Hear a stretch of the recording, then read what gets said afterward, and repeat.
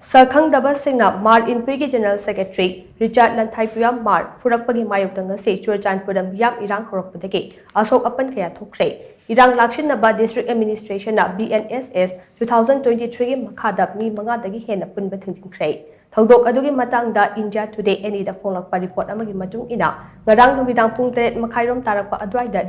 Lalthanpuia Hmar na Hourak-khre 4-wheeler gari amaga 2-wheeler gari amaga thingjinagi tawkhe Madudagi ningai sangdanarakuna Hmar bu Churachandpur Jalhangda leiba BK Montessori School gi complex ta Sakhangdaba sing aduna tamthina furambani haire Thodok aduga maram oiraga ngasi Churachandpur da miyam Irang Hourakhre khoishaunaraba miyam aduna khutta yochai amade utuk watuk na chingba paiduna lambida thorakpaga loinana Churachandpur town gi area shutdown tawnaba hodarakhe Thodok adu akan mongda yaningdaba phongdokladuna Hmar Students Association na makha taba notice ama thokchuba fawba Churachandpur da khudaktage matam kaktaba total shutdown gi khongjang jangsalagani haina lauthoki haire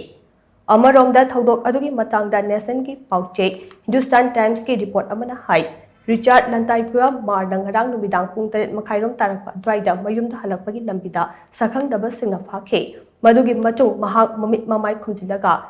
BK Montessori School gi campus manungda tamthina furakibane Nakal Amaromda Churachandpur da ikhang khanghautana oirakliba phibam asina makha taba pamdam thodok seng thoktanaba district administration Churachandpur na Bharatiya Nagarik Suraksha Sanhita BNSS 2023 gi section 163 gi makha da Churachandpur da miyoi manga dagi hena punba yaroi haina order ama thokre hiram asigi matang da Churachandpur district ki assistant district magistrate Thangboi Gangte na thokpa order aduna hai District asida law and order gi fibam da singnaba yaba thodok kaya thorakpa yabagi oithokpa leire haibo bafam district police ki SP na report tawle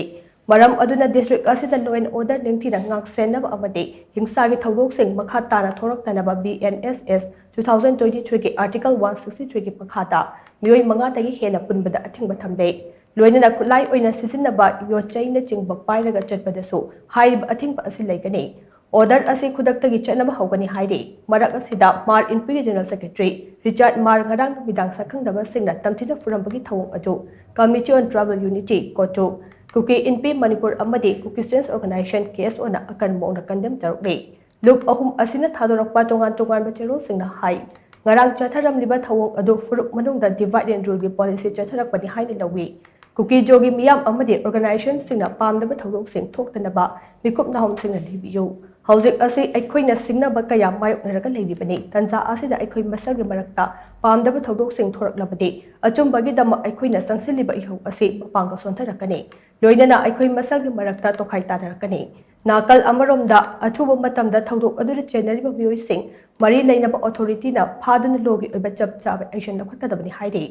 Amaromda Hmar Students Association na lauthoki total shutdown gi khongjang adu Kuki Students Organization Churachandpur na so mapung fana sagotkani haina tongan machero sing aduna makha tare